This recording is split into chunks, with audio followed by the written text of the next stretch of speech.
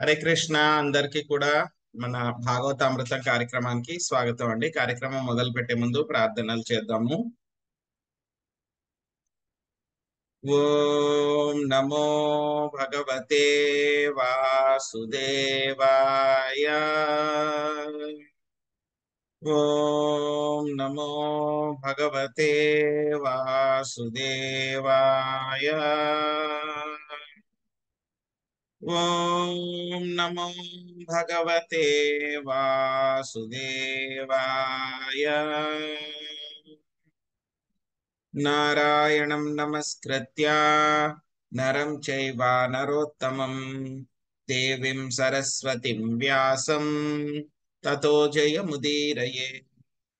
శృణ్వతాం స్వకథా Krishna పుణ్యశ్రవణ Keerthana హృదయంతస్థో he అభద్రాణి విదునోతి సహృత్సతాం.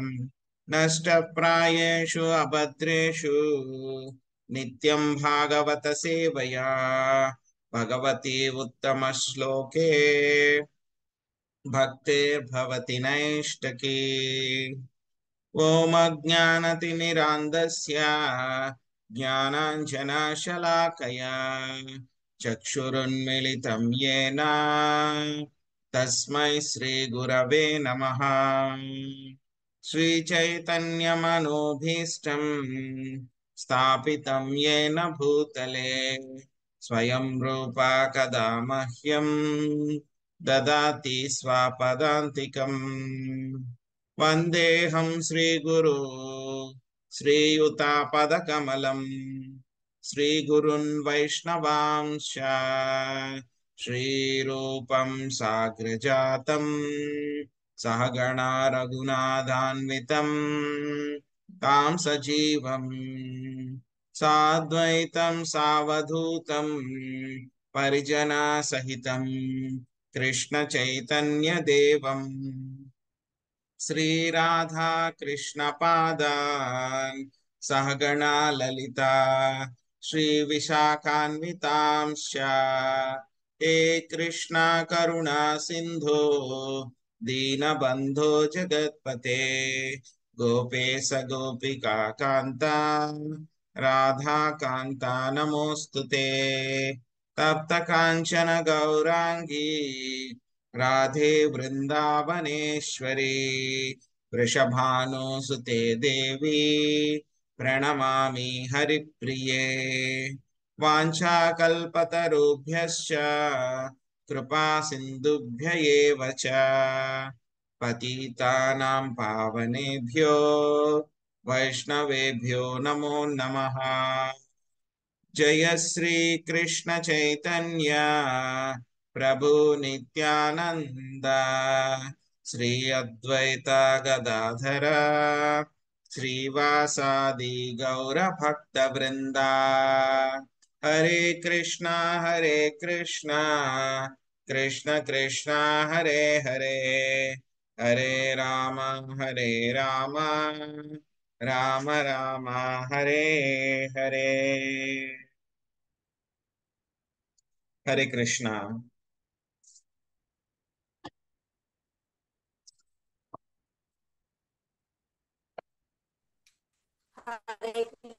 Hare Krishna.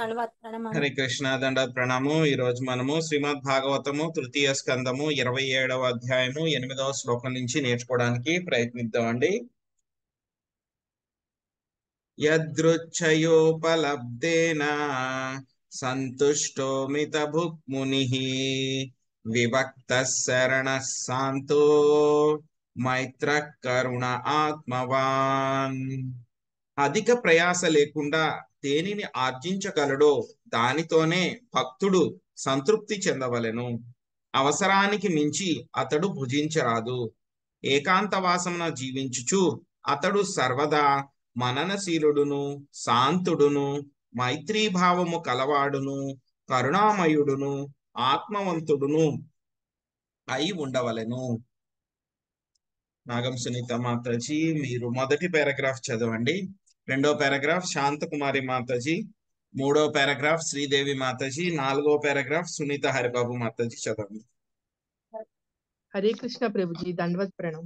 Bhashyam by Sreela Prabhupad key జై.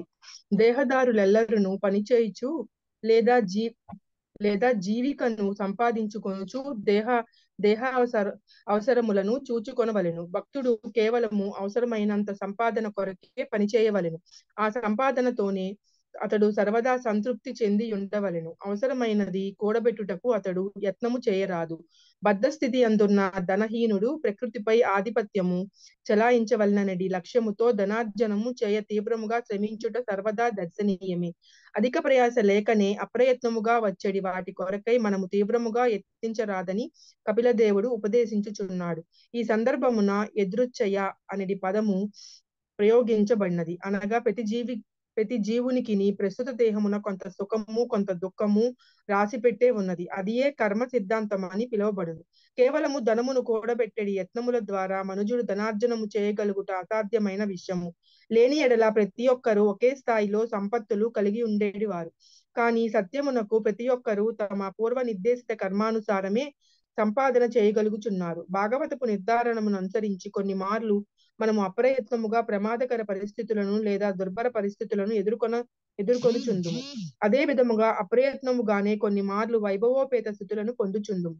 అటువంటి వాటిని పూర్వ నిర్దేశానుసారము పోనిచ్చుచు విలువైన కాలమును మాత్రము కృష్ణ భక్తి నిర్వహణలో వినియోగించమని మనకు ఉపదేశించబడినది. అనగా ప్రతి ఒక్కరూ తన సహజ స్థితితోనే సంతృప్తి చెందవలెను. పూర్వ కర్మానుసారము ఒకడు వైభవోపేతము కానట్టి స్థితి అందు ఇతరుల స్థితితో పోల్చినచో ఉంచబడినచో ఏమాత్రము కల్తకు గురికారాదు.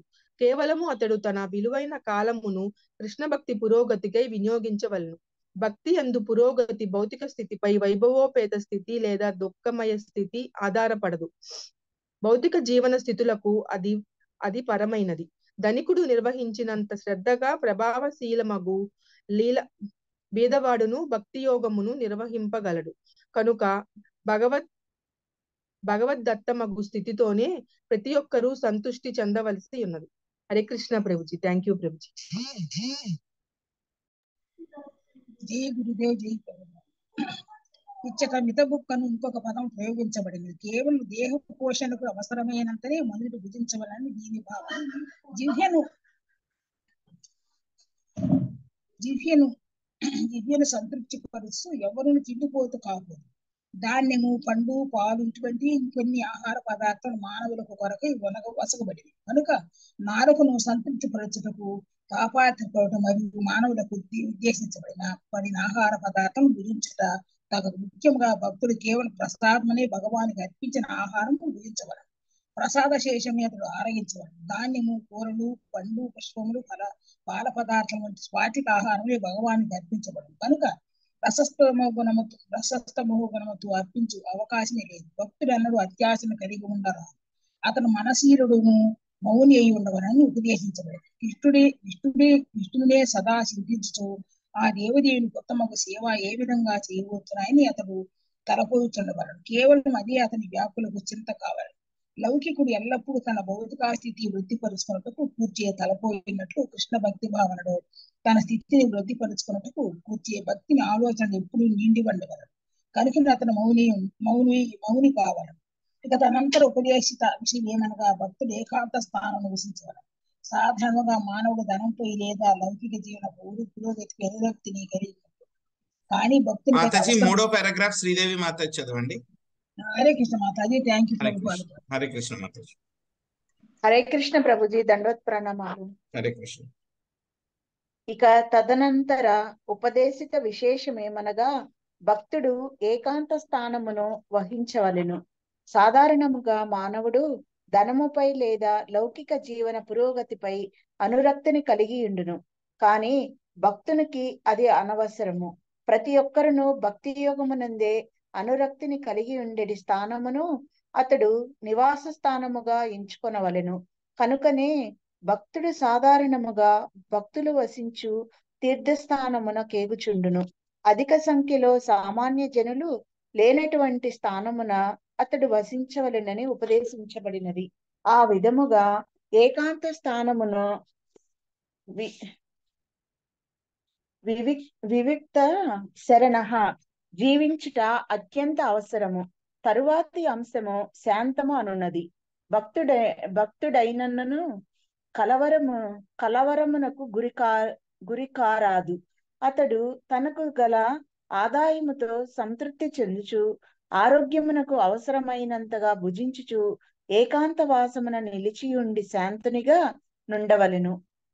కృష్ణ భక్తి రసభావన యందు కొనసాగుటకు మానసిక ప్రశాంతత అత్యంత అవసరము. హరే కృష్ణ ప్రభుజీ, ధన్యవాదాలు. హరే కృష్ణ మాతాజీ. సునీత హరిబాబు మాతాజీ చదవండి. హరే కృష్ణ ప్రభుజీ, ధన్యవాద ప్రణామాలు. హరే కృష్ణ.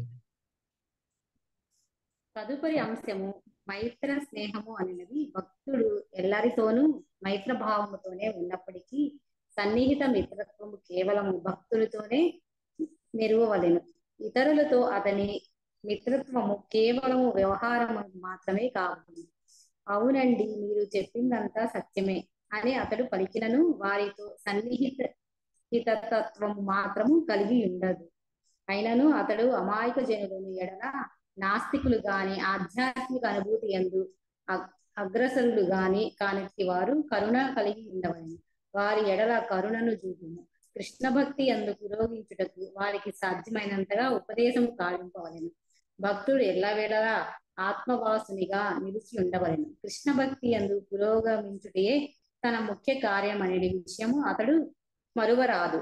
అజ్ఞానముతో దేహము లేదా మనస్సే తానని అతడు భావింపరాదు. ఆత్మ అనగా దేహము లేదా మనస్సు అనియు భావము. కానీ అతడు ఆత్మానుభూతి వడిసిన వాడు కావలికే ఆత్మవాన్ అను పదము ఇచ్చట విశేష భావన. తాను ఆత్మస్వరూపుడే కాని దేహము కాని మనస్సు గాని కానిడే విశుద్ధ చైతన్యమునందే అతడు సర్వదా నెలకొని ఉండవలెను. అదే అతడు కృష్ణ భక్తి భావన యందు నిశ్చయముగా పురోగించుటకు దోహదము కాగలదు. హరే కృష్ణ ప్రభుజీ, ధన్యవాద ప్రణామాలు. హరే కృష్ణ మాతాజీ. సో మనం చూస్తున్నాం, ఎవరైతే కనుక భక్తులు అదే విధంగా జ్ఞానులు ఎవరైతే ఉన్నారో, ఆధ్యాత్మికతలో ఎవరైతే కనుక ముందుకు వెళ్ళాలి అని అనుకుంటున్నారో వాళ్ళందరికీ కూడా సూత్రాలు చెప్తున్నారు అనమాట. మొత్తం 18 క్వాలిటీస్ అన్నమాట, 18 లక్షణాలు చెప్పారనమాట. సో నిన్న మనము కొన్ని లక్షణాలు చూసాము. సో నిన్న చూసినటువంటి లక్షణం ఏమిటి? సర్వభూత సమత్వ. మొత్తం అన్ని జీవుల పట్ల కూడా సమభావన కలిగి ఉండాలన్నమాట. తర్వాత ఇంకేమిటి? నిర్వైర. వైర అంటే కనుక వైరము అంటే కనుక శత్రుత్వం అన్నమాట. సో ఎవరితోనూ కూడా శత్రుత్వము ఉండకూడదు అన్నమాట. అప్రసంగ. సో ఎవరితోనూ కూడా మనము ఏ విధముగాను మనము సన్నిహిత సంబంధాన్ని కలిగి ఉండకూడదు అన్నమాట. తర్వాత ఇంకేం చెప్పారు? 4వది బ్రహ్మచర్యము. బ్రహ్మచర్యం అంటే ఏమిటి అని చెప్పేసి నిన్న మనం చూసాం. బ్రహ్మచర్యం అంటే సిలబస్ అన్నమాట. సో ఆ తర్వాత ఇంకేం చెప్పారు? మౌన అని చెప్పారు. అంటే కనుక మౌనంగా ఉండాలి. సో మౌనంగా ఉండడం అంటే కనుక నేను ఏం చెప్పుకున్నాం అంటే మనం ఏం మాట్లాడకూడదు ఎవరితోనూ.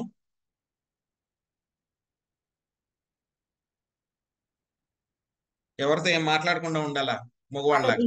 కృష్ణుడి గురించి మాత్రమే మాట్లాడాలి. మాట్లాడవచ్చు కానీ దైవ సంబంధమైన మాటలు అయితే మాట్లాడవచ్చు. వాళ్ళ గురించి వీళ్ళ గురించి మామూలు సంఘంలో కబుర్లు అయితే మాట్లాడుకోవచ్చు. అంటారు కానీ అదే ఎక్కువ ఉంటుంది ప్రభుజీ గురించి. కృష్ణ కథల్ని అవి వినొచ్చు, మళ్ళీ తలుచుకోవచ్చు, కీర్తన చేయవచ్చు. అలాంటివి కృష్ణ కథలు అలాంటివి అయితే ఎంతసేపు అయినా మాట్లాడుతూనే ఉంటారు. అప్రసంగం చేయకూడదు ప్రభుజీ. అవునండి, కరెక్ట్. అందరూ కూడా చక్కగా చెప్పారు. సో కృష్ణుడి గురించి అయితే మాత్రం మాట్లాడాలి, మిగతా విషయాలన్నీ కూడా మనం మాట్లాడు అంతే. ఒక 2 సెంటెన్స్ లో 2 ముక్కల్లో చెప్పాలంటే కనుక అదే మౌనం అన్నమాట. సో ఆ తర్వాత ఇంకేమిటి? స్వధర్మ బాలియస. అంటే కనుక ఏం చేయాలి? మనం ఏదైతే కనుక మనం చేసేటువంటి అన్ని రకాలైనటువంటి కర్మ ఫలితాలు ఏవైతే ఉన్నాయో వాటిని అన్నిటినీ కూడా స్వామికి అర్పించాలి. ఈ విషయాలన్నీ కూడా మనము నిన్నటి శ్లోకం దాకా మనం తెలుసుకున్నాం అన్నమాట. సో ఈ రోజు శ్లోకంలో మళ్ళీ మనకి ఏం చెప్తున్నారు? ఒక 4-5 ఇంపార్టెంట్ విషయాల్ని చెప్తున్నారు అన్నమాట. ఏం చెప్తున్నారు? మొట్టమొదటగా చెప్పింది ఏంటి? మనకి యదృచ్ఛయా లాభేన సంతుష్టో. యాదృచ్ఛికముగా మనకి లభించేటువంటి వాటితోటి మనము సంతోషంగా ఉండాలి. ఎవరైనా సరే భౌతిక ప్రపంచంలో కనుక వాళ్ళు బతకాలి అంటే కనుక ఏదో ఒక పని చేయాలి, ఏదో ఒక పని చేయాలి, ఎంతో కొంత వాళ్ళు ధనాన్ని ఆర్జించవలసి ఉంటుంది. పర్టికులర్ గా ఎవరైతే కనుక గృహస్థులు ఉంటారో వాళ్ళు ధనం ఆర్జించాలన్నమాట. ఎందుకంటే కనుక వాళ్ళు వాళ్ళ యొక్క కుటుంబాన్ని పోషించాలి, అదే విధంగా కుదిరినంత వరకు ఆయన దానాలు అవన్నీ కూడా చేయాల్సినటువంటి బాధ్యత ఉంటుంది. కాబట్టి ప్రతి ఒక్కళ్ళు కూడా ధనాన్ని ఆర్జించవలసి ఉంటుంది. సో కానీ ఎలాగా ఆర్జించాలి అనేటువంటి దాన్ని కూడా మనకి శ్రీమద్ భాగవతంలో చెప్తుంది. అందులోనూ ప్రభుపాద్ గారు ఇంకా చాలా క్లారిటీతో మనకి చెప్తున్నారు అన్నమాట. ఏం చెప్తున్నారు? మనం ఎప్పుడైనా సరే ఏదో ఒకటి పని చేయాల్సి ఉంటుంది. కాబట్టి గృహస్థ అనేటువంటి వాడు ఏంటంటే కనుక సన్యాసి అనేటువంటి వాడు ఏది కూడా దాచిపెట్టుకోకూడదు.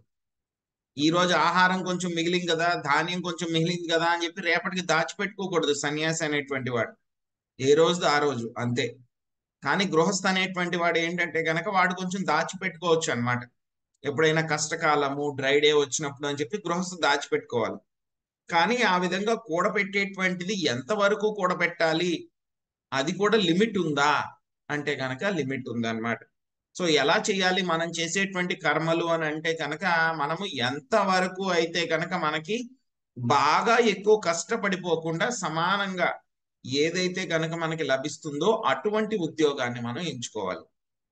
అంతేగాని రోజుకి 24 గంటల్లో 18 గంటలు 16 గంటలు పనిచేసేటువంటి ఉద్యోగాలు ఎంచుకుని మొత్తం సమయాన్ని అంతా కూడా ధనార్జనలోనే ఉంచేసి కృష్ణుడి గురించి ఆయనకి భక్తి చేయడానికి కూడా సమయం లేకపోతే గనక మనము ఆలోచించుకోవాలన్నమాట.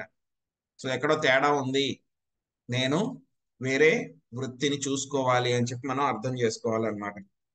సో ఏం చెప్తున్నారు ఇక్కడ కపిల మహర్షి కూడా మనకి అదే చెప్తున్నారు అన్నమాట. అధిక ప్రయాస లేకుండా అప్రయత్నముగా వచ్చేటువంటి వాటితోటి మనము ఉండడానికి సంతోషపడడానికి ప్రయత్నించాలన్నమాట.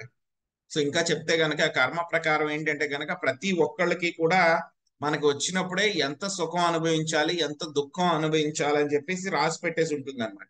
దీన్నే కర్మ సిద్ధాంతం అంటారు. సో మనం ఎంతగా ప్రయత్నించినా సరే మనకి ఎంతైతే ఎంటైటిల్మెంట్ ఉందో, ఎంతైతే గనక మనకి రాసి పెట్టుందో అంతే వస్తుంది. ఒక్కొక్కసారి ఏంటి మనకు అవసరం లేకపోయినా సరే మనకి కష్టాలు వస్తూ ఉంటాయి. మనం వద్దనుకున్నా సరే కష్టాలు వస్తాయి. అలాగే మనకు వద్దనుకున్నా సరే కూడా మనకి రావాల్సినటువంటి సుఖాలు మనకి రానే వస్తాయి అన్నమాట. సో కాబట్టి ఈ విషయాన్ని తెలుసుకుని ఎవరైనా సరే ఏం చేయాలి, నాకు ఎంతైతే వస్తుందో అది ఎలాగే వస్తుంది కాబట్టి మరీ ఎక్కువ ఉగ్రకర్మ చేయకూడదు. ఉగ్రకర్మ చేయకుండా యాదృచ్ఛికంగా నేను ఏది చేస్తే గనక అది నాకు లభిస్తే గనక అలాగ లభించేటువంటి దానితోటి సంతోషపడాలన్నమాట. సో వేరే వాళ్ళందరూ కూడా నాకన్నా ఉన్నత స్థాయిలో ఉన్నారు, నాతో పాటు చదువుకున్నారు, లేకపోతే మా చుట్టాలు ఉన్నారు, మా బంధువులు ఉన్నారు, వాళ్ళు ఎక్కడికో వెళ్ళిపోయారు, నేను ఇక్కడే ఉండిపోయాను, వాళ్ళు బాగా ధనం సంపాదించారు, వాళ్ళకి పెద్ద బిల్డింగ్లు ఉన్నాయి, నాకు లేవు. సో ఇలాంటివన్నీ కూడా మనం ఆలోచించకూడదు అనమాట. సో మనకి ఎంత రాసి పెట్టుందో అది ఎలాగైనా సరే మనకు ఆటోమేటిక్ గా వస్తుంది. కాబట్టి వచ్చిన దాంతో సంతోషించి మనం ఏం చేయాలి, మనకు ఉన్నటువంటి అమూల్యమైనటువంటి సమయాన్నంతా కూడా కృష్ణ భక్తిలో ఉపయోగించాలన్నమాట. సో కృష్ణ భక్తిలో మనం ముందుకు వెళ్ళాలి అంటే గనక అదేమి మనం ఉన్నటువంటి భౌతిక పరిస్థితి మీద, మన యొక్క స్థితిగతుల మీద అది ఆధారపడి ఉండదు. ధనవంతుడు ఎంత శ్రద్ధగా అయితే గనక భక్తి చేయగలడో ఒక పేదవాడు కూడా అంతే శ్రద్ధగా భక్తి చేయగలడు. కాబట్టి భగవంతుడు మనకి ఏదైతే కనుక ప్రసాదిస్తారో వాటితోటి మనం సంతోషంగా ఉండి భక్తి చేసుకుంటూ ముందుకు వెళ్ళాలన్నమాట. తర్వాతది రెండవది ఏంటి, రెండో విషయం చెప్తున్నారు, మిత భుక్ అంటే కనుక నిర్దేశానుసారం మనం సమానంగా ఏం చేయాలి, మనం ఆహారాన్ని తీసుకోవాలి. సో మనమే సమానాన్ని ఆహారం తీసుకోవాలి. మనకు భగవద్గీతలో కూడా స్వామి చెప్పారు, యోగాభ్యాసం చేసేటప్పుడు అధికంగా తినేవాడు గాని తక్కువగా తినేవాడు గాని, అధికంగా నిద్రించేవాడు గాని తక్కువగా నిద్రించేవాడు గాని, సో మరీ ఎక్కువ మరీ తక్కువగా చేసేటువంటి వాళ్ళు ఎవరు కూడా యోగాభ్యాసానికి పనికిరారు. యోగాభ్యాసం చేసేటువంటి వాళ్ళు ఎలా ఉండాలి, రెగ్యులేటెడ్ గా ఉండాలి, సమానంగా ఉండాలి. సో అందుకే అదే విషయాన్ని మనకు చెప్తున్నారు అనమాట. మనం తినేటువంటి ఆహార పదార్థాలు కూడా ఎలా ఉండాలి, కేవలం కృష్ణ ప్రసాదం మాత్రమే తీసుకోవాలి. ప్రసాదం దొరుకుతుంది కదా, బాగుంది కదా, రుచిగా ఉంది అని చెప్పేసి చాలా ఎక్కువ తీసుకోవడం కూడా చేయకూడదు అనమాట. మనకి ఎంతైతే కనుక సరిపోతుందో, మన యొక్క శరీరం యొక్క పోషణకి ఎంతైతే కావాలో అంత మాత్రమే తీసుకోవాలి. అలాగని చెప్పేసి నేను మొత్తం ఇంక పట్టించుకోను, నేను ఏమి తినను అని చెప్పేసి అలా కూడా ఉండకూడదు అనమాట. సో కేవలం ఏదైతే కనుక వెజిటేరియన్ ఫుడ్స్, శాకాహారం ఏదైతే ఉందో, ధాన్యాలు, కూరలు, పళ్ళు, పుష్పాలు, పాల పదార్థాలు ఏవైతే ఉన్నాయో వాటిని మనం శ్రీకృష్ణ భగవానుడికి అర్పించి వాటిని మాత్రమే మనము తీసుకోవాలన్నమాట. భక్తులు ఎప్పుడు కూడాను అత్యాశ కలిగి ఉండకూడదు అని చెప్పి చెప్తున్నారనమాట. ఇంకా తర్వాత విషయం ఏం చెప్తున్నారు, మననశీలుడు అంటే కనుక మౌని అయి ఉండాలి అని చెప్పి చెప్తున్నారు. అంటే కనుక థాట్ఫుల్, ఆలోచిస్తూ ఉండాలంట. ఏం ఆలోచిస్తూ ఉండాలి, ఎప్పుడు కూడాను కృష్ణుడు గురించి ఆలోచించాలన్నమాట. సో లౌకికవాదులు అయితే కనుక వాళ్ళు ఏం చేస్తూ ఉంటారు, పొద్దున్న లేచిన దగ్గర నుంచి వాడికి ఒక్కటే పని, ఈ రోజు నేను డబ్బు ఎక్కడ సంపాదించాలి, ఎవరి దగ్గర సంపాదించాలి, ఎంత సంపాదించాలి, నేను సంపాదించిన దాన్ని మళ్ళీ ఎక్కడ పెట్టాలి, ఎంత దాన్ని డెవలప్ చేయాలి, ఎక్కడ ఖర్చు పెట్టాలి అని చెప్పి లౌకికవాది ఎప్పుడు కూడా ఆలోచిస్తూ అలాగే ఆలోచిస్తూ ఉంటాడు. కానీ భక్తుడు ఎప్పుడు కూడా ఏం ఆలోచిస్తూ ఉండాలి, నేను ఉన్నటువంటి భక్తి స్థాయి ఏమిటి, నిన్న ఉన్నటువంటి స్థితి కన్నా ఈ రోజు నేను ఇంకా ముందుకు వెళ్ళానా లేదా, ఇంకా బాగా భక్తి చేయాలి నేను అని చెప్పి ఎప్పుడు కూడా ఆ విధంగా ఆలోచిస్తూ ఉండాలన్నమాట. ఆ లక్షణం ఏమిటి, మౌని అనేటువంటిది. ఇంకా తర్వాత చెప్పినటువంటి ముఖ్య విషయం ఏంటంటే కనుక విభక్త సారణ. అంటే కనుక మనము చాలా జనసమ్మర్దం ఉన్నటువంటి ప్రదేశాల్లో నివసించకూడదు. చాలా కొంచెం బాగా తక్కువ మంది ఉండేటువంటి ప్రదేశాలనే మనము మన యొక్క నివాసాల కింద ఎంచుకోవాలన్నమాట. సో భక్తులు ఎప్పుడు కూడా ఏంటంటే కనుక పుణ్యక్షేత్రాలు ఏవైతే ఉన్నాయో అక్కడికి వెళ్ళడానికి ఇష్టపడతారనమాట. సో మెల్లగా మనం ప్లానింగ్ కూడా కుదిరితే గనక భగవంతుడి దయ వల్ల సో అటువంటి పుణ్యక్షేత్రాల్లోనే మనము నివాసం ఏర్పరచుకోవడానికి మనము కుదిరినంత వరకు ప్రయత్నించాలన్నమాట. సో చైతన్య మహాప్రభు కూడా చెప్పారు మనకి, హరే కృష్ణ మహామంత్రం జపం చేయడం మనం చేయాల్సినటువంటి పనులు, సో భక్తులకి సేవ చేయడము, ఇవన్నీ కూడా చెప్పిన తర్వాత మధుర, బృందావనము, మాయాపూర్ లాంటి ప్రదేశాల్లో నివసించడానికి ప్రయత్నించాలి అని చెప్పారన్నమాట. సో ప్రభుపాద్ గారు ఏం చెప్పారంటే కనుక ఆయన యొక్క వెస్ట్రన్ డివోటీస్ ఎవరైతే ఉన్నారో వాళ్ళందరికీ కూడా ఆయన ఏం చెప్పారంటే కనుక మీరు ఎప్పుడు ఇక్కడే ఉండొద్దు, బృందావనంలో ఉండడానికి ప్రయత్నించొద్దు, కానీ ఏంటంటే బృందావనం కాన్షియస్నెస్ తో ఉండడానికి ప్రయత్నించండి. మీవి ఊర్లోనే ఏం చేయమన్నారు ఆయన, బాగా మీరు ప్రచారము, కృష్ణ సేవ అన్ని కూడా చేసి ఇంకా చివరిలో మీరు సేవ అంతా చేసిన తర్వాత మీకు అప్పుడు బృందావనంలో కానీ మాయాపూర్లో కానీ ఉండాలనిపిస్తే కనుక అప్పుడు రండి, కానీ ఇప్పుడే రావద్దు మీరు అని చెప్పేసి ఆయన భక్తులకి చెప్పడం జరిగింది అనమాట. సో శ్రీల ప్రభుపాదులు వారు చెప్పిన విధంగా సో మనం కూడా మన యొక్క లైఫ్ ని ప్లాన్ చేసుకోవచ్చు అన్నమాట. తర్వాత అంశం ఏంటి అంటే కనుక శాంతము. అంటే కనుక అందరూ కూడా ఎందుకు మనకి సంతోషం ఉండట్లేదు చాలా మందికి జీవితాల్లో అంటే కనుక వాళ్ళకి ప్రశాంతత ఉండట్లేదు అన్నమాట. ఎందుకంటే కనుక లైఫ్ అంతా కూడా ఉరుకులు పరుగులు అయిపోతుంది అనమాట అందరికీ కూడా. సో ఎంత చేసినా సరే వాళ్ళకి సాటిస్ఫాక్షన్ ఉండట్లేదు, సంతోషం ఉండట్లేదు. ఈ రోజు దేని దగ్గర వాళ్ళకి సంతోషం లభించిందో మళ్ళీ దాని దగ్గర వాళ్ళకి దొరకట్లేదు సంతోషం, దానికంటే కూడా ఇంకా ఎక్కువది కావాల్సి వస్తుంది అనమాట. సో కాబట్టి భక్తుడైనటువంటి వాడికి ఏంటంటే కనుక భక్తి బాగా చేయాలంటే కనుక మానసిక ప్రశాంతత అనేటువంటిది చాలా ముఖ్యం. సో కాబట్టి యొక్క శాంతుడిగా ఉండడానికి, ఈ శాంతంగా ఎలా వస్తుంది మనకి రావాలి అని అంటే కనుక ఏం చేయాలి, నాకు యాదృచ్ఛికంగా ఏ ధనం వస్తుందో దాంతో సంతోషంగా ఉండడము, ఆరోగ్యానికి ఎంతవరకు అయితే కావాలో అంత ఆహారం తీసుకోవడము, ఏకాంతమైనటువంటి ప్రదేశాల్లో జనసమ్మర్దం ఉన్నటువంటి ప్రదేశాల్లో కాకుండా కొంచెం చిన్న చిన్న గ్రామాల్లో అది కూడా నివసించడము. సో ఈ విధంగా చేయడం మూలంగా ఎలా ఉంటాడు వాడు, ప్రశాంతంగా ఉంటాడు. వాడికి మానసిక ప్రశాంతత ఉంటే వాడు బాగా భక్తి చేయగలుగుతాడు అని చెప్తున్నారు అన్నమాట. సో తర్వాత ఏంటంటే కనుక మనకి చెప్తున్నది మైత్రహ అంటే కనుక స్నేహభావాన్ని కలిగి ఉండడం అన్నమాట. సో ఇది ఎలా ఉందంటే కనుక ఇంచుమించు మనకి మాట్లాడడం అన్ని కూడా దగ్గరగానే ఉంటాయి అన్నమాట. సో స్నేహభావాన్ని కలిగి ఉండడము అని అంటే కనుక వాళ్ళు భౌతికవాదులతోటి స్నేహాన్ని చేయడం అనమాట. సో ఎవరైనా సరే ఆయన దగ్గరకు వచ్చి ఏదైనా ఆర్గ్యుమెంట్లు అవి చేస్తున్నారు అనుకోండి, ఏం చెప్తాడు వెంటనే, అవునండి మీరు చెప్పింది కరెక్టేనండి అని చెప్పేసి అక్కడి నుంచి వెళ్ళిపోతాడు అనమాట. ఎందుకంటే టైం వేస్ట్ వాడితో ఆర్గ్యుమెంట్ చేస్తే కనుక, వాడు ఎలాగో మారడు, మన బుర్ర తినేస్తాడు, మన టైం కూడా వేస్ట్ అవుతుంది. కాబట్టి అవునండి మీరు చెప్పింది కరెక్టేనండి అలాగని చెప్పేసి అక్కడి నుంచి వెళ్ళిపోతాడు. వెళ్ళిపోయి వాడి పని వాడు చూసుకున్నాడు, భక్తి వాడు చేసుకుంటూ ఉంటాడు అనమాట. సో ఎవరైతే కనుక మనం ఇంతకు ముందు కూడా ఈ విషయాన్ని కూడా చెప్పుకున్నాం అనమాట. మధ్యమాధికారి ఏం చేస్తూ ఉంటాడు, మధ్యమాధికారి యొక్క లక్షణం ఏంటంటే కనుక సో ఎవరైతే కనుక భక్తులు ఉంటారో వాళ్ళతోటి సన్నిహిత సంబంధాన్ని కలిగి ఉంటాడు. సో ఎవరైతే కనుక నాస్తికులు గాని మూఢులు గాని ఉంటే కనుక వాళ్ళతోటి చర్చించడానికి వాటికి ఇష్టపడడు.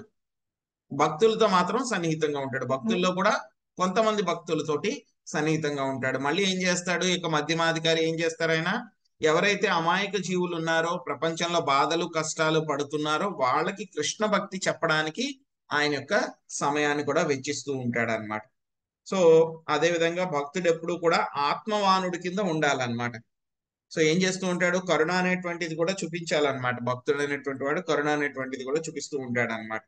సో భక్తుడు ఎప్పుడు కూడా దేహాత్మ భావాన్ని విడిచిపెట్టి నేను ఆత్మని, శ్రీకృష్ణ భగవానుడి యొక్క సేవకుడిని అనేటువంటి స్థాయిలోనే ఉండాలన్నమాట. సో ఇవన్నీ కూడా చేస్తే కనుక ఏమవుతుంది, ఆటోమేటిక్ గా మనకి కృష్ణ భక్తి భావనలో మనము స్వామి యొక్క సేవ చేయడానికి ఇవన్నీ కూడా ఉపయోగపడతాయి అన్నమాట, డైరెక్ట్ గా గాని ఇండైరెక్ట్ గా గాని. సానుబంధే చ దేహేస్మిన్ న కుర్వన్నా సదాగ్రహం జ్ఞానేన దృష్టతత్వేన ప్రకృతే పురుషస్య చ. ప్రకృతి పురుష జ్ఞానము ద్వారా మనుజుని నిజమైన దృష్టి వృద్ధి కావలెను. దేహమునే ఆత్మగా భావించుచు దేహ పరమగు బాంధవ్యముల ఎడ ఆకర్షితుడగుట అతనికి అనవసరము. హరే కృష్ణ. విజయలక్ష్మి మాతాజీ చదవండి. హరే కృష్ణ ప్రభుజీ, ధన్యవాదాలు. భాష్యంపై శ్రీల ప్రభుపాదుల వారికి జై. బద్ధాత్ములు దేహాత్మ భావన ఎందే రతులై ఉండి దేహమే తామనియు దేహమునకు సంబంధించింది ఏదైనను తమదనియు భావించుచుందురు. ఇదే సంస్కృత భాష యందు అహం మమత అని పిలువబడును. బద్ధ జీవమునకు అదే మూల కారణము. మనుజుడు సమస్తమును ప్రకృతి పురుషుల కలయికగా గాంచవలెను. ప్రకృతి పురుషుల స్వభావ భేదమును అతడు ఎరగవలెను. అతని నిజమైన ఉనికి ఆత్మస్వరూపమే గాని అనాత్మ కాదు. ఈ జ్ఞానం ద్వారా అతడు మిథ్యాపూర్వకమగు దేహాత్మ భావమును వీడవలెను. హరే కృష్ణ ప్రభు, ధన్యవాదాలు. హరే కృష్ణ మాతాజీ. సో సానుబంధే చ దేహేస్మిన్ అకుర్వాన్ అసద్ ఆగ్రహం అంటే దీని ఏమిటి, దీని యొక్క లక్షణం ఏంటంటే కనుక మనుషుడి యొక్క దేహాత్మ భావనని వదిలిపెట్టాలన్నమాట. అంటే కనుక ఈ యొక్క శరీరం నాది, నేనే శరీరాన్ని, ఈ శరీరానికి సన్నిహిత సంబంధం కలిగి ఉన్నటువంటి వాళ్ళందరూ కూడా నా వాళ్ళు, ఫలానా వాడు నాకు ఇది ఆ బంధం ఈ బంధం అని చెప్పేసి ఎక్కువగా ఈ యొక్క సన్నిహిత సంబంధాలు దేహాత్మ భావం నుంచి కూడా మనుషుడు బయటపడాలి అని చెప్పి చెప్తున్నారనమాట. నివృత్త బుద్ధ్యవస్థానో దూరీభూతాన్య దర్శనః ఉపలభ్యాత్మనాత్మానం చక్షుషే వార్కమాత్మధృక్. బుద్ధి అవస్థకు పరమైన దివ్య స్థితి అందు అతడు నెలకొని జీవితపు ఇతర భావనలకు దూరుడై ఉండవలెను. ఆ విధముగా మిథ్యాహంకారము నుండి ముక్తుడై ఆకాశమున సూర్యుని గాంచినట్లు తన ఆత్మను గాంచవలెను. హరే కృష్ణ. దుర్గాభవాని మాతాజీ చదవండి. హరే కృష్ణ ప్రభుజీ, ప్రణామాలు. భాష్యము. భౌతిక భావన యందు చైతన్యము 3 అవస్థలలో పనిచేయను. మనము మెలకువతో ఉన్నప్పుడు చైతన్యము ఒక విధముగా పనిచేయను, నిద్ర యందది ఇంకొక విధముగా పనిచేయను. ఇక మనము గాఢ నిద్ర యందు ఉన్నప్పుడు చైతన్యము మరి ఇంకొక విధముగా పనిచేయుచుండును. కృష్ణ భక్తి భావనాయుతుడగుటకు మనుజుడు చైతన్యపు ఈ 3 అవస్థలకు పరుడు కావలను. అందులకే మన ప్రస్తుత చైతన్యము దేవదేవుడగు శ్రీకృష్ణుని చింతనకు అన్యమైన ఇతర భావనలన్నింటి నుండి విడివడవలను. అదియే దూరీభాతన్య దర్శన అని పిలువబడును. అనగా పూర్ణమగు కృష్ణ భక్తి అలవడినప్పుడు మనుజుడు కృష్ణుని తప్ప అన్యమును గాంచడు. పూర్ణుడగు భక్తుడు అనేకములగు స్థావర జంగములను గాంచినను ప్రతి దాని యందును కృష్ణ శక్తియే పనిచేయుచున్నట్లుగా గాంచినని చైతన్య చరితామృతం నందు తెలుపబడింది. కృష్ణ శక్తిని గుర్తు తెచ్చుకున్నంతనే అతడు శీఘ్రముగా శ్రీకృష్ణుని రూపమును స్మరించగలడు. అనగా తాను చూచువాని యందు అతడు కేవలము కృష్ణునే గాంచును. కృష్ణ ప్రేమను కనులకు అలుదుకొనిన వాడు ప్రేమాంజన చురిత అంతర్బాహ్యములందు సర్వదా శ్రీకృష్ణుని గాంచునని బ్రహ్మ సంహిత 5.38 తెలుపబడినది. అదే విషయము ఇచ్చటను ద్రౌపడబడినది. సమస్తేతర దృష్టి నుండి మనుజుడు విడివడవలెను. ఆ విధముగా అతడు మిథ్యాహంకార తాదాత్మ్యము నుండి బయటపడి తనను దేవదేవుని నిత్య సేవకునిగా గాంచగలుగును. చక్షుషేవార్కం సూర్యుని మనస్సు నిస్సందేహంగా గాంచినట్లు కృష్ణ భక్తి భావనను పూర్ణముగా వృద్ధి కావించుకొనిన వాడు శ్రీకృష్ణుని మరియు అతని శక్తిని గాంచగలడు. ఆ దర్శనము చేతడు ఆత్మదర్శి కాగలడు. దేహాత్మ భావనకు మిథ్యాహంకారము తొలగినంతనే నిజ జీవిత దృష్టి అనుభూతమగును. కనుక ఇంద్రియములు కూడా పవిత్రములగును. ఆ విధంగా ఇంద్రియములు పవిత్రమైనప్పుడే శ్రీకృష్ణ భగవాను నిజమగు సేవ ఆరంభము కాగలదు. ఇంద్రియ కర్మలను ఆపవలసిన అవసరము లేదు. కేవలము దేహాత్మ భావనకు మిథ్యాహంకారమును తొలగించిన చాలును. అంతటా ఇంద్రియములు అప్రయత్నముగా పవిత్రములు కాగలవు. అటువంటి పవిత్రమగు ఇంద్రియములచే మనుజుడు నిజముగా భక్తి యోగమును నిర్వహింపగలడు. హరే కృష్ణ ప్రభుజీ. థ్యాంక్ యూ ప్రభుజీ. హరే కృష్ణ మాతాజీ. సో చాలా వండర్ఫుల్ పర్పోర్ట్ అన్నమాట శ్రీల ప్రభుపాదులు గారు ఇచ్చింది. సో ఏం చెప్తున్నారు? జ్ఞానేన దృష్టతత్వేన ప్రకృతే పురుషస్య చ నివృత్త బుద్ధ్య అవస్థానం అని చెప్తున్నారు అన్నమాట. నివృత్త బుద్ధ్య అవస్థానం ఏం చెప్తున్నారు? మనందరికీ కూడా 3 రకాలైనటువంటి స్థాయిలు ఉంటాయన్నమాట. సో మామూలుగా అయితే గనక మనం మెలకుగా ఉంటాము, అది ఒక రకమైనటువంటి స్థాయి. అప్పుడు మన చైతన్యం ఒకలా ఉంటుంది. సో తర్వాత రెండవ స్థాయి ఏంటంటే కనుక మనం నిద్రపోతున్నప్పుడు ఉండేటువంటి స్థాయి అన్నమాట. అంటే నిద్రపోతున్నప్పుడు అంటే పూర్తిగా గాఢ నిద్ర కాకుండా కొంచెం మామూలుగా నిద్రపోతున్నాం, అప్పుడే మనకి కళలు అవన్నీ కూడా వస్తూ ఉంటాయి. అది ఒక రకమైనటువంటి స్థాయి. ఇంకా మూడవ స్థాయి ఏంటంటే కనుక ఇంకా సౌండ్ స్లీప్ అన్నమాట. గాఢ నిద్ర, కళలు కూడా రావన్నమాట. సో అది 3వ రకమైనటువంటి స్థాయి అన్నమాట. సో ఈ 3 రకాలైనటువంటి స్థాయిలు ఏవైతే ఉన్నాయో వాటికి కూడా మనం ఏమవ్వాలంట? అతీతముగా ఉండాలి. దాన్ని ఏమంటున్నారు? దూరీభూతాన్య దర్శన అంటే కనుక కృష్ణుడు గురించే ఆలోచిస్తూ ఉండాలి. సో భక్తుడు అనేటువంటి వాడు తన యొక్క బుద్ధి బాగా మంచిగా అయిన తర్వాత ఏమవుతుంది? ప్రతి చోట కూడా ఆయన ఏం చూస్తాడు? కదిలేటువంటివి, కదలనటువంటివి రెండింటిని కూడా చూస్తాడు. కదిలేటువంటి వాటిని చూసినా, కదలనటువంటి వాటిని చూసినా సరే ప్రతి దాంట్లో కూడా ఆయన కృష్ణుడి యొక్క శక్తిని చూస్తాడు. కృష్ణుడి యొక్క శక్తి వలనే ఇది కదులుతోంది, కృష్ణుడి యొక్క శక్తి వలనే ఇది పెరుగుతోంది అని చెప్పి కృష్ణుడి యొక్క శక్తి చూస్తాడు ఆయన. కృష్ణుడి యొక్క శక్తి చూస్తే కనుక వెంటనే ఏమవుతుంది? కృష్ణుడు గుర్తుకొస్తాడు అతనికి. సో కాబట్టి ఎక్కడికి వెళ్ళినా ఏమి చేసినా సరే కృష్ణుడిని మాత్రమే చూడగలుగుతాడు అనమాట. సో భగవద్గీతలో కూడా మనకి ఇదే విషయాన్ని పండితుడు అనేటువంటి వాడి గురించి చెప్పారు మనకి. మనం రీసెంట్ గానే చర్చించుకున్నాం. విద్యా వినయ సంపన్నే బ్రాహ్మణే గవిహస్తినే సునీచైవ స్వపాకే చ పండిత సమదర్శిన. పండితుడైనటువంటి వాడు, సమదర్శి అయినటువంటి వాడు ఏం చేస్తాడంట? విద్య, సరైనటువంటి విద్య కలిగి ఉండడం మూలంగా ఏం చేస్తాడు? బ్రాహ్మణుడు ఎవరైతే ఉన్నారో బ్రాహ్మణుణ్ణి, ఆ తర్వాత ఒక ఏనుగుని, అదే విధంగా ఒక కుక్కని, ఆ కుక్క మాంసం తినేటువంటి చండాలుణ్ణి, అందరినీ కూడా ఒకే రకంగా చూస్తాడు. ఒకే రకంగా అంటే కనుక అందరినీ కూడా ఆత్మస్వరూపుల కింద చూస్తాడు. ఆత్మలతో పాటే ఎవరున్నారు? పరమాత్మ కింద శ్రీకృష్ణ భగవానుడి కింద ఉన్నాడు అని చెప్పి చూస్తారు. సో ఆయనకి తెలుస్తుంది అనమాట. సో వీళ్ళందరూ కూడా ఆత్మలు, ప్రతి ఆత్మతో పాటు శ్రీకృష్ణ భగవానుడు ఉన్నారు. కానీ ఏంటంటే కనుక వీరు చేసినటువంటి కర్మల మూలంగా, కర్మ ఫలితాల మూలంగా వీళ్ళందరూ కూడా ఏంటి? రకరకాలైనటువంటి తొడుగులు తొడుక్కున్నారు, డ్రెస్సులు వేసుకున్నారు అనేటువంటి భావనతో, ఆ దృష్టితో ఉంటాడనమాట. సో ఇక్కడ కూడా మనకి ఈ శ్లోకంలో అదే చెప్తున్నారనమాట మనకి. సో ఏం చేస్తాడు భక్తుడు అయినటువంటి వాడు? ఏం చేస్తూ ఉంటాడు అని అంటే కనుక ఈ యొక్క దేహాత్మ భావనని వదిలిపెడతాడు. ఏం చేస్తాడు? మిథ్యాహంకారాన్ని వదిలిపెట్టడం మూలంగా నేను శరీరాన్ని కాదు, నేను ఆత్మని అనేటువంటి భావనలో ఉంటాడు. అదే విధంగా అందరినీ కూడా అదే విధంగా చూస్తాడు. సో ఏం చేస్తున్నారని చెప్తున్నారు? సో ఎప్పుడైతే కనుక ప్రేమాంజనం అనేటువంటి ఒక ఆయింట్మెంట్ ఎవరైతే కనుక భక్తులు రాసుకుంటారో అప్పుడే శ్రీకృష్ణ భగవానుడిని అన్ని చోట్ల, అన్ని సమయాల్లో కూడా చూడగలుగుతారు. అటువంటి వాళ్ళే కృష్ణుని అన్ని చోట్ల కూడా చూడగలుగుతారు. సో అప్పుడు ఏమవుతుంది, అన్ని చోట్ల కూడా చూసిన తర్వాత విద్యాహంకార భావం నుంచి బయటపడి నేను శ్రీకృష్ణ భగవానుడి యొక్క నిత్య సేవకుడిని అని చెప్పి తెలుసుకుంటారనమాట. తెలుసుకున్న తర్వాత ఏమవుతుంది, ఎలా అయితే కనుక మనం రోజు సూర్యుడిని చూడగలుగుతున్నామో, ఎక్కడికి వెళ్ళినా ఎక్కడికి చూసినా సరే కృష్ణుడు తప్ప అన్యమైనటువంటి దాన్ని చూడలేడు.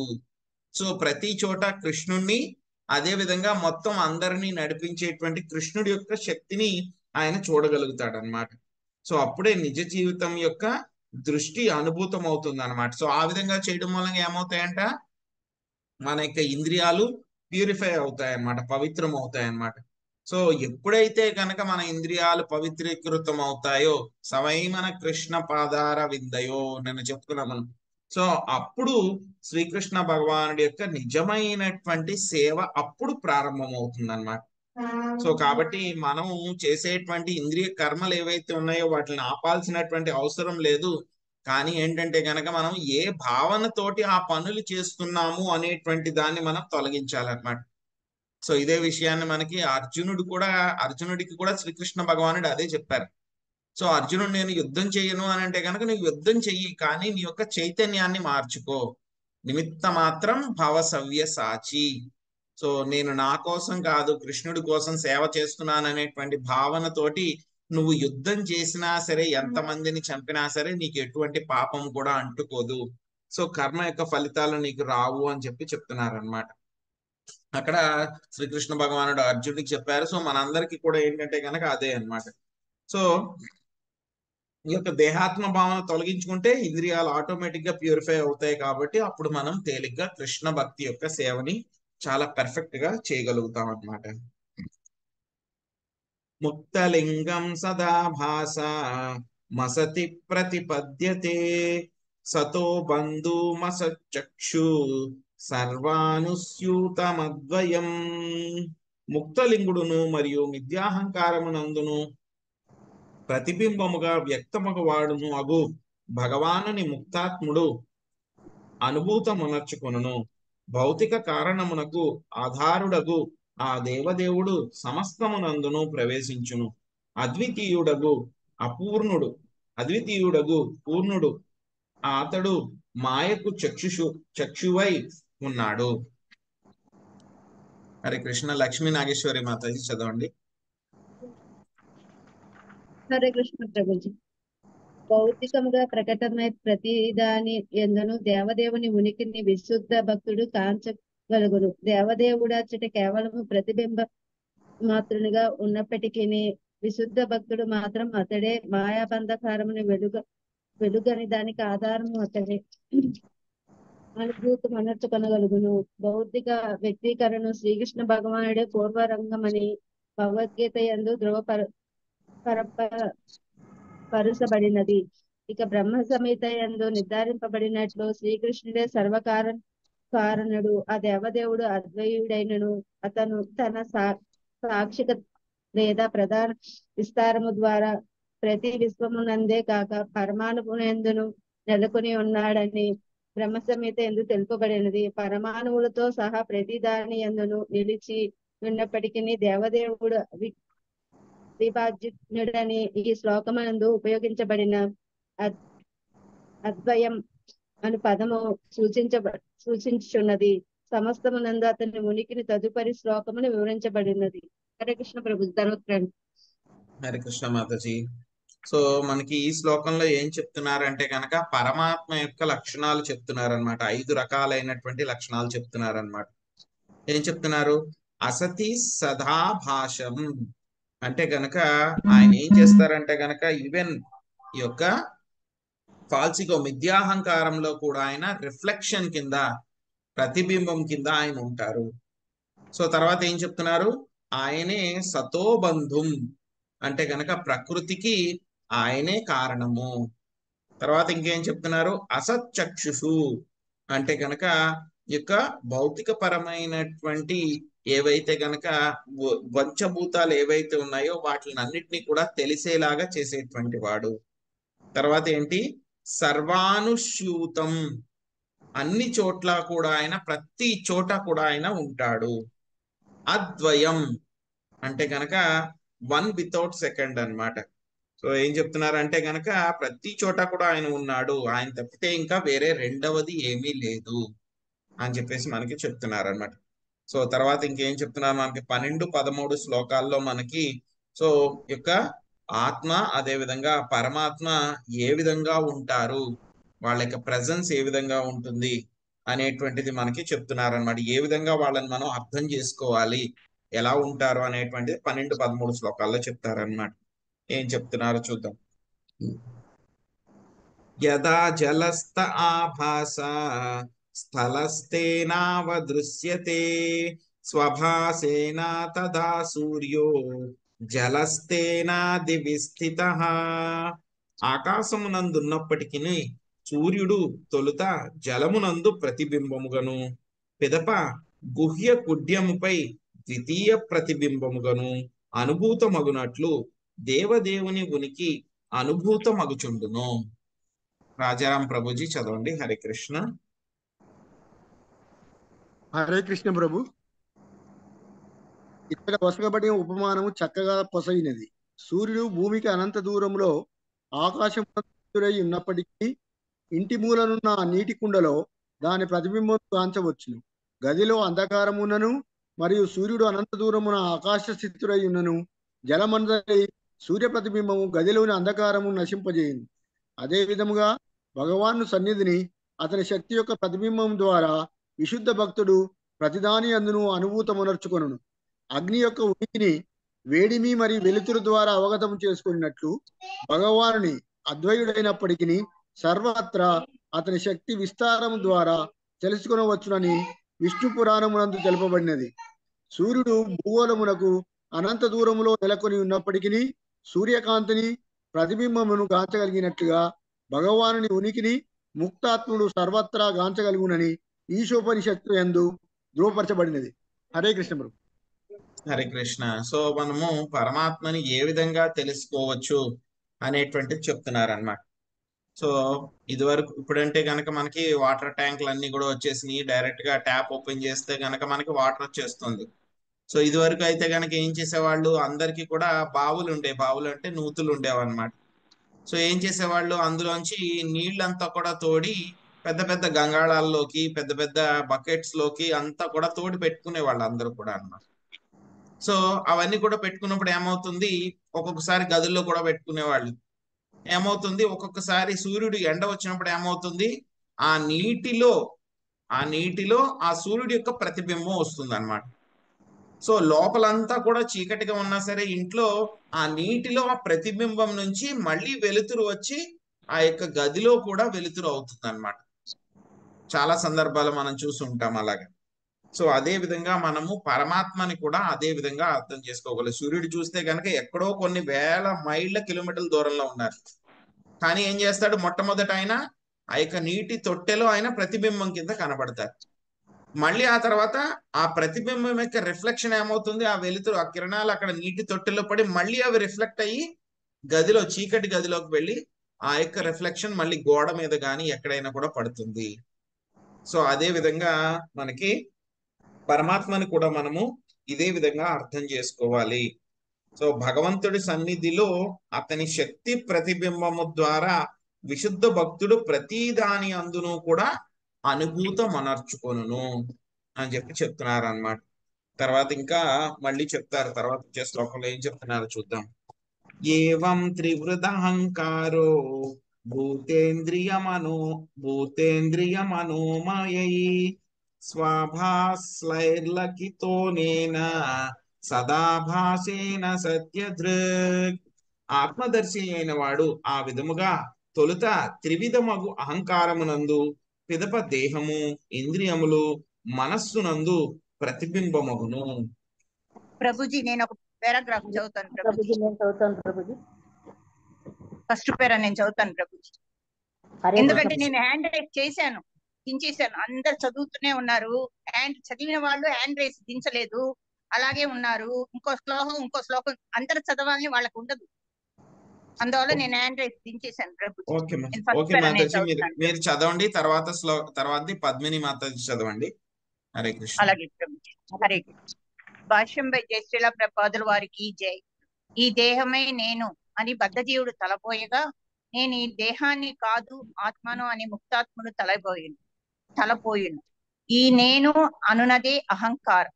ఈ దేహమే నేను లేదా ఈ దేహమునకు సంబంధించినదంతయు నాది అనడి భావనయే మిథ్యాహంకారం అని పిలువబడును. కానీ మనుజుడు ఆత్మదర్శి అయినప్పుడు తాను దేవదేవుని నిత్య సేవకుడనని భావించును. ఆ భావనయే నిజమైన అహంకారం. మొదటి భావన త్రిగుణాంధకారమున సత్వ రజస్తమో గుణముల ఉన్నటిది కాగా, రెండోది విశుద్ధ సత్వగుణమున శుద్ధ సత్వగాను వాసుదేవయనియు పిలువబడినది నెలకొని ఉండును. అహంకారంను వర్ణింపవలనను దాని భావము విద్యాహంకారంను త్యజింపవలననియే. నిజముగు అహంకారం ఎల్లప్పుడూ నిలిచే ఉండును. మనుజుడు మిథ్యాదాత్యాత్మమును దేహము మనస్సుల ద్వారా ప్రతిబింబించినప్పుడు బద్ధస్థితి ఉన్నాడని చెప్పబడును. కానీ అతడు విశుద్ధ స్థితి ద్వారా ప్రతిబింబించినప్పుడు ముక్తుడని పిలువబడును. బద్ధస్థితి యందు భౌతిక విషయములతో జీవనకు గల తాదాత్మ్యమును పవిత్రము కావించి భగవానునితో సంబంధమును ఏర్పరచవలేను. బద్ధస్థితి యందు జీవుడు ప్రతిదానిని తన ఇంద్రియ భోగార్థంగా గ్రహించును. కానీ ముక్త స్థితి యందు అతడు ప్రతిదానిని శ్రీకృష్ణుని సేవార్థమై అంగీకరించును. కనుకనే కృష్ణ భక్తి రసభావన అనగా భక్తి యోగము జీవుని యొక్క నిజమైన ముక్త స్థితి అని చెప్పబడినది. లేనిచో భౌతిక పరిధి నుండి లేదా శూన్యభావంతో లేదా నిరాకారవాదంతో వస్తుగ్రహణము త్యాజ్యము రెండును విశుద్ధాత్మకు అసంపూర్ణ స్థితులై ఉన్నవి. హరే కృష్ణ ప్రభుజీ. ధన్యవాదాలు. హరే కృష్ణ ప్రభుజీ. హరే కృష్ణ. చదవండి పద్మనాభ. విశుద్ధాత్మను సత్య దృక్ అవగతం చేసుకునే ద్వారా మనుజుడు దానిని భగవానుని ప్రతిబింబముగా గాంచగలడు. ఈ సందర్భమున ఒక పటిష్టమగు ఉదాహరణ వసగబడుచుండను. బద్ధజీవుడు ఒక సుందరమగు గులాబీ పువ్వును కాంచినప్పుడు తన ఇంద్రియ ప్రీతికై ఆ సుగంధమయ పుష్పమును వాడుకోవాలని తలంచును. అది ఒక రకమైన దృష్టి. కానీ ముక్తజీవుడు మాత్రము అదే పుష్పము భగవానుని ప్రతిబింబంగా గాంచును.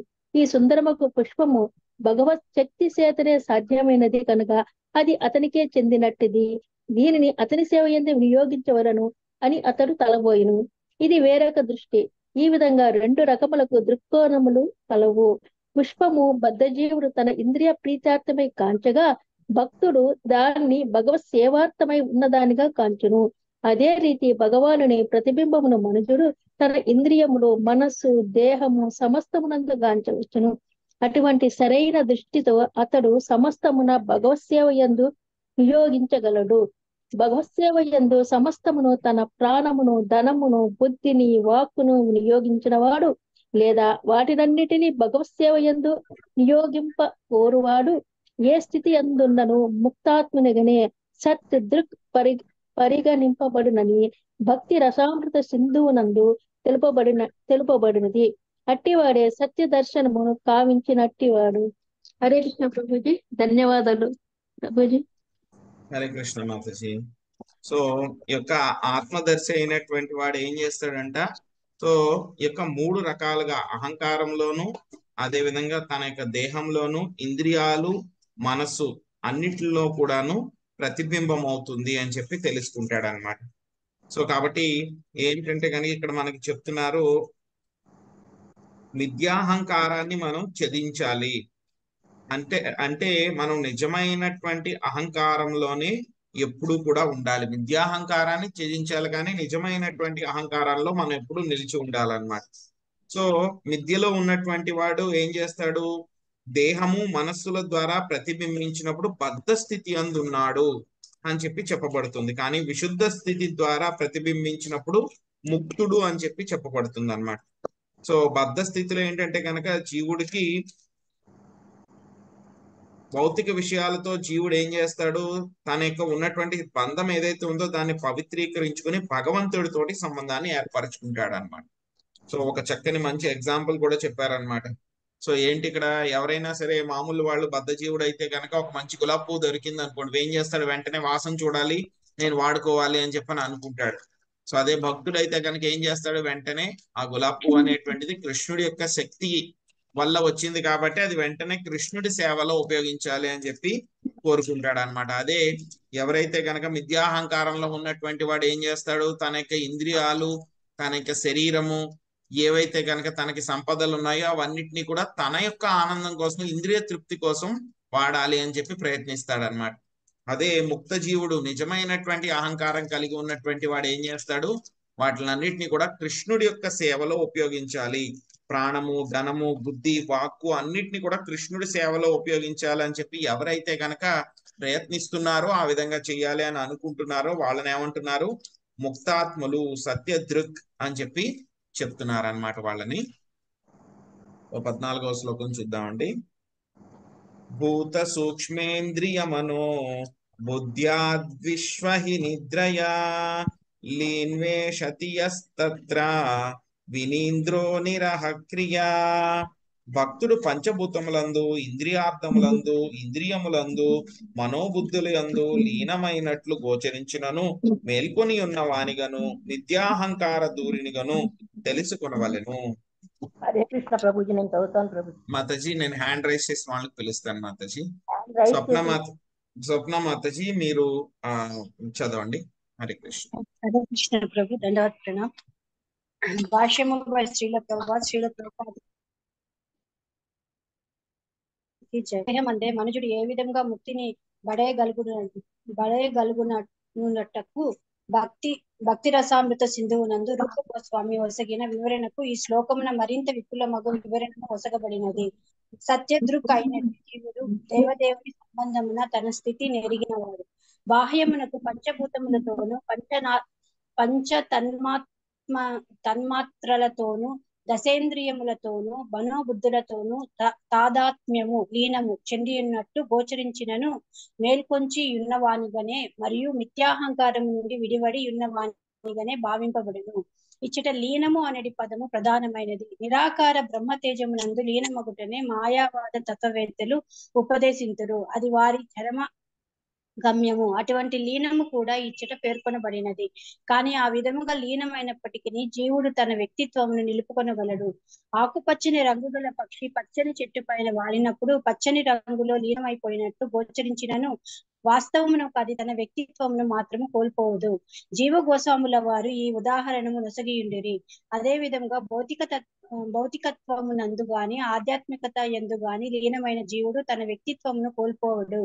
తాను దేవదేవుని నిత్య సేవకుడునని తెలుసుకున్నటే నిజమైన వ్యక్తిత్వము. ఈ విషయమును శ్రీ చైతన్య మహాప్రభువే తెలిపియుండిరి. సనాతన గోస్వామి అడిగిన ప్రశ్నకు బదులుగా మహాప్రభు జీవుడు శ్రీకృష్ణుని నిత్య దాసుడు అని స్పష్టముగా పలికిరి. జీవాత్మ తన అంశయేనని శ్రీకృష్ణ భగవానుడు సైతము భగవద్గీత యందు ధృవపరిచినాడు. మూలాన్ని సేవించడానికి అంశము ఉద్దేశించబడినది, అదియే వ్యక్తిత్వము. భౌతిక అస్తిత్వమున జీవుడు అసత్తుతో తాదాత్మ్యం చెందినప్పుడును అది ఆ రీతినే ఉండును. జీవుని స్థూల దేహము పాంచభౌతికమైనటిది. అతని సూక్ష్మ దేహము మనస్సు, బుద్ధి, అహంకారము కలుషిత చైతన్యముతో తయారైనట్టిది. అతనికి 5 కర్మేంద్రియములు, 5 జ్ఞానేంద్రియములు కలవు. ఈ విధముగా అతడు అసత్తుతో భౌతిక పదార్థం తాదాత్మ్యము చెందును. కానీ ఈ రీతి చతుర్వింశతి తత్వములలో లీనమై ఉన్నప్పుడును అతడు భగవానుని నిత్య దాసునిగా తన వ్యక్తిత్వమును నిలుపుకొనగలడు. ఆధ్యాత్మిక జగత్తునందునను లేదా భౌతిక జగత్తునందునను అట్టి సేవకుడు ముక్తాత్మునిగానే భావింపబడును. ప్రామాణికులైన వారి వివరణ ఇదే విషయము ఈ శ్లోకమునందు ధృవపరపబడినది. హరే కృష్ణ ప్రభు. థ్యాంక్ యూ ప్రభు. హరే కృష్ణ. సో ఈ శ్లోకంలో మనకి ఏం చెప్తున్నారంటే గనక, భక్తుడైనటువంటి వాడు ఈ భౌతిక ప్రపంచంలోనే ఉన్నా సరే, పంచభూతాలతోనూ కలిసి ఉన్నా సరే, ఇంద్రియార్థాలతో ఉన్నా సరే, ఇంద్రియాలను కలిగి ఉన్నా సరే, మనోబుద్ధులలో లీనమై ఉన్నట్లు కనిపించినా సరే, భక్తుడు నిజ భక్తుడైనటువంటి వాడు యొక్క మిథ్యాహంకారానికి దూరుడుగానే ఉంటాడు అని చెప్పేసి చెప్తున్నారు అన్నమాట. సో ఎలా అంటే గనక దీనికి ఇంకొక ఎగ్జాంపుల్ ఏంటంటే గనక, మనం చూస్తాం ఒక్కొక్కసారి కొబ్బరికాయ ఎలా ఉంటుంది, కొబ్బరికాయలో మామూలు కొబ్బరికాయలో నీళ్లు ఉన్నాయనుకోండి, ఆ కొబ్బరి ఆ బయట ఉన్నటువంటి కొబ్బరి చిప్పకి చాలా అతుక్కుపోయి ఉంటుంది, దాన్ని తీయడం కూడా చాలా కష్టం.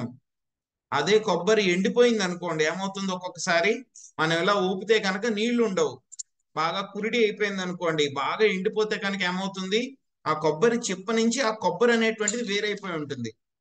మనం ఆ కొబ్బరికాయని పగల కొట్టకపోయినా సరే ఏమైపోతుంది, ఆ కొబ్బరి చిప్ప లోపల ఆ కొబ్బరి అనేటువంటి సెపరేట్ అయిపోయి ఉంటుంది అనమాట.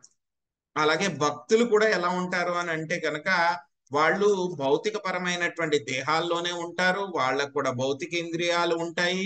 సో వాళ్ళు కూడా ఇంద్రియార్థాలన్నీ కూడా ఉంటాయి, మనోబుద్ధుల్లో కూడా లీనమైనట్టు ఉంటారు వాళ్ళు కూడాను. కానీ వాళ్ళు ఈ యొక్క మిథ్యాహంకారానికి దూరులు, విద్యాహంకారాలకి దూరంగానే ఉంటారు. అటువంటి వాళ్ళని కూడా ఎలాగ పరిగణించాలి, వాళ్ళు కూడా ముక్తాత్మలే అని చెప్పి పరిగణించాలి శుద్ధ భక్తులని. సో ముక్తాత్మలు అంటే గనక వైకుంఠ లోకాల్లో ఉన్నటువంటి వాళ్ళు తప్పకుండా వాళ్ళు ముక్త జీవులే వాళ్ళందరూ. కానీ భౌతిక ప్రపంచంలో ఉన్నటువంటి వాళ్ళు కూడా ఎవరైతే శుద్ధ భక్తులు ఉన్నారో వాళ్ళు కూడా ఈ యొక్క ఇంద్రియార్థాలు, పంచభూతాలు, సో మనం చెప్పుకున్నాం 5 రకాలైనటువంటి జ్ఞానేంద్రియాలు, కర్మేంద్రియాలు, పంచభూతాలు, ఇంద్రియాలు, మనకు ఉన్నటువంటి జ్ఞానేంద్రియాలు, కర్మేంద్రియాలు, ఇంద్రియార్థాలు. సో అవి కాకుండా మనసు, బుద్ధి, అహంకారము, చిత్తము, మొత్తం ఈ యొక్క 24 అంశాలతో పాటు కలిసి ఉన్నట్టే అనిపిస్తూ ఉంటాడు జీవుడు. భక్తులు ఎవరైతే ఉన్నారో ఈ విధంగానే అన్నిటితోనూ కలిసి ఉన్నారు అని చెప్పనే అనుకుంటారు. కానీ ఆ భక్తుడు ఎప్పుడు కూడా వీటి నుంచి సెపరేట్ గానే ఉంటారు అని అర్థం చేసుకోవాలి అని చెప్పి చెప్తున్నారు అనమాట. 15వ శ్లోకంలో ఏం చెప్తున్నారో చూద్దాం. మన్యమానస్యదాత్మాన మనష్టో నష్టవన్మృషా నష్టే హంకరణే ద్రష్ట నష్టవిత్తా ఇవాతురః. చదవమంటారా ప్రభుజీ? ఒక్క నిమిషం మాతాజీ, సుభద్ర మాతాజీ మీరు చదవండి. ద్రష్టగా మాతాజీ, లక్ష్మీ మాతాజీ మీరు ఈ యొక్క ట్రాన్స్లేషన్ చదవండి, సుభద్ర మాతాజీ మీరు భాష్యం చదవండి. హరే కృష్ణ ప్రభుజీ, దండ ప్రణామం, థ్యాంక్ యూ. ద్రష్టగా తన అస్తిత్వమును జీవుడు స్పష్టముగా అనుభూతమనర్చుకొనగలిగినను సుషుప్తావస్థ యందు అహంకారము అదృశ్యమైన కారణమున సంపత్తులు కోల్పోయిన వాడు తానే నష్టపోయినట్లు తలుచుచు దుఃఖితుడైనట్లు తానే నశించినట్లు మిథ్యగా భావించును. అంతేగా ప్రభుజీ? అంతే మాతాజీ. సుభద్ర మాత చదవండి భాష్యం. హరే కృష్ణ ప్రభుజీ, దండ ప్రణామం.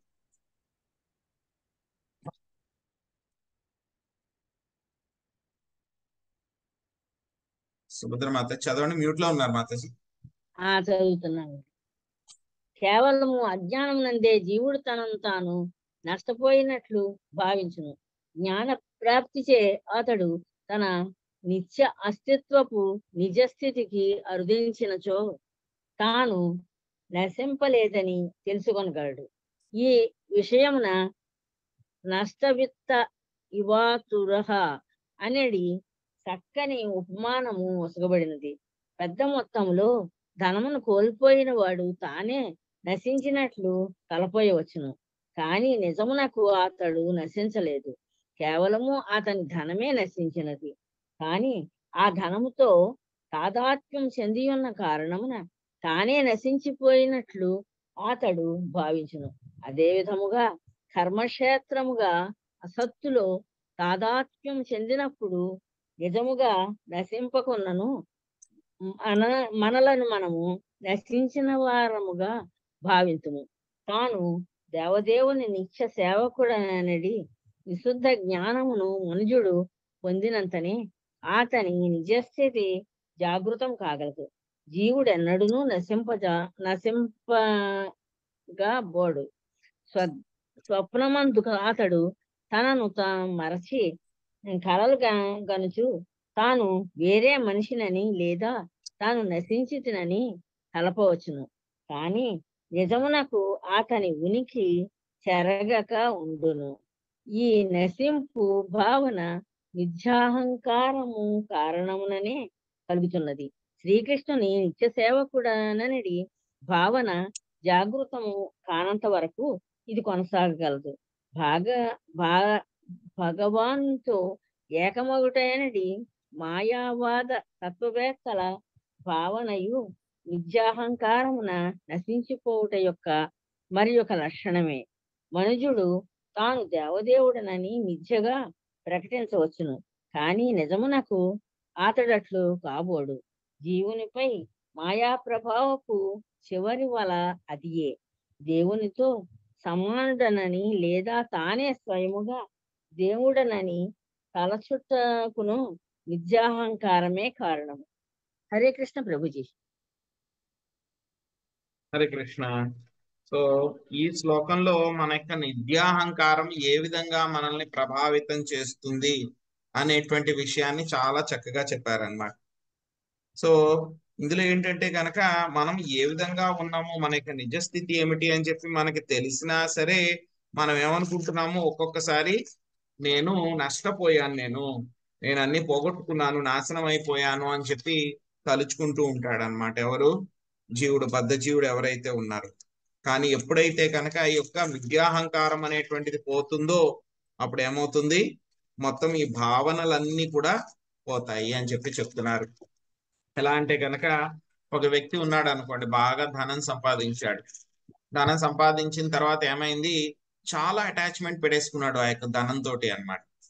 సో ఎవరైనా ఒకసారి ఆ దొంగలు పడి ఆ ధనాన్ని దొంగిలించారనుకోండి, ఏమైపోతుంది, వాడు ఏమనుకుంటాడు, ఐ లాస్ట్, నేను నాశనం అయిపోయాను, అంతా అయిపోయింది, ఇంకా నాకేమీ లేదు, నేను నాశనం అయిపోయాను అని చెప్పి వాడు అనుకుంటాడు అనమాట. కానీ ఏమైంది, వాడు బాగానే ఉన్నాడు, వాడు ఆరోగ్యం అంతా బాగానే ఉన్నారు, దొంగలు వాడిని ఏం చేయలేదు. కానీ ఏమైంది, వాడి ధనాన్ని మాత్రం తీసుకుని వెళ్ళిపోయారు. కానీ వీడేంటంటే కనుక ఆ ధనంతో బాగా బంధాన్ని పెట్టేసుకున్నాడు, బాగా ఆశ పెట్టేసుకున్నాడు ఆ యొక్క ధనం మీద. కాబట్టి ధనం పోయిన వెంటనే నేనే పోయాను, అంతా నాశనం అయిపోయాను, నేను నాశనం అయిపోయాను అని చెప్పని అనుకుంటాడు అనమాట.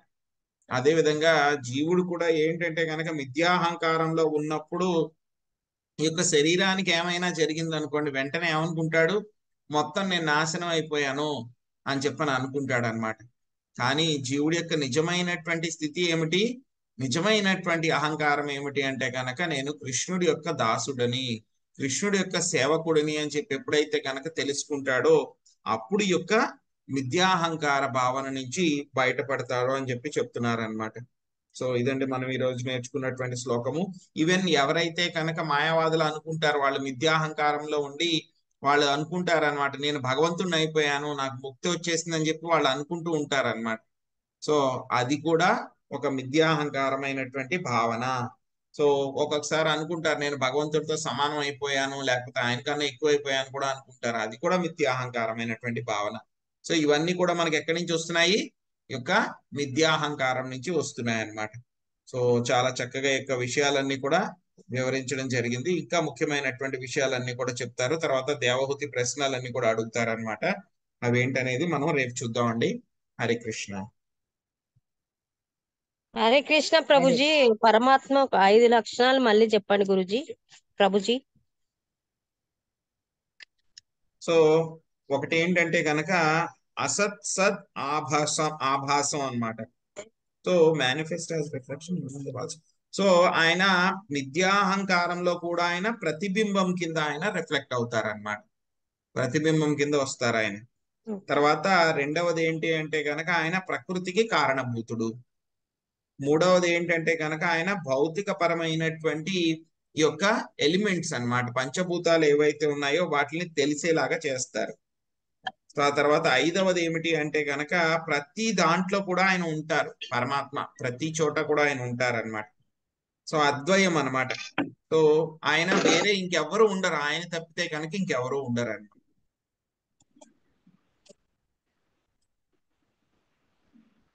థ్యాంక్ యూ ప్రభుజీ. హరే కృష్ణ. థ్యాంక్ యూ మాతాజీ. హరే కృష్ణ ప్రభుజీ.